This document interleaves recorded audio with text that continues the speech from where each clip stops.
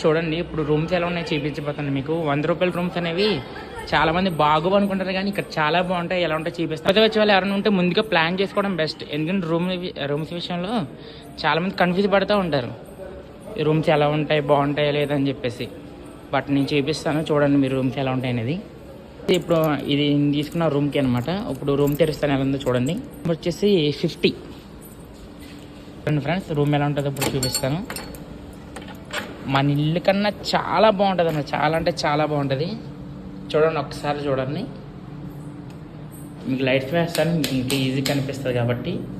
ఇటు వచ్చేది వెస్ట్రన్తో వాష్రూమ్ ఉంటుంది. తర్వాత ఇది మన స్నానం చేయడానికి విత్ గీజర్తో పాటు ఇస్తారు. ఇది చాలా అంటే చాలా నీట్గా ఉంటుంది అనమాట. అస్సలు ఏమాత్రం కాంప్రమైజ్ ఉండదు. 100 రూపాయల రూమ్ అంటే చాలామంది కన్ఫ్యూజ్ అవుతారు, బట్ అస్సలు దానికి డిఫరెంట్గా ఉంటుంది అనమాట. ఇది 100 రూపాయల రూమ్ అంటే అసలు ఎవ్వరు నమ్మరు కూడా. చూడండి 2 బెడ్స్ అనేది అవైలబుల్గా ఉంటాయి. ఇక్కడ మనకు పెట్టుకోవడానికి అలమార్లు కూడా ఉంటాయి అనమాట. ఒక ఫ్యాన్ ఉంటుంది. చూడండి అక్కడ డైనింగ్ టేబుల్ మాదిరిగా ఒక టేబుల్ ఇస్తారు. ఇంకా వ్యూ చూడాలనుకుంటే ఇక్కడ మన కిటికీలు తీసి అటుపక్క చూడొచ్చు.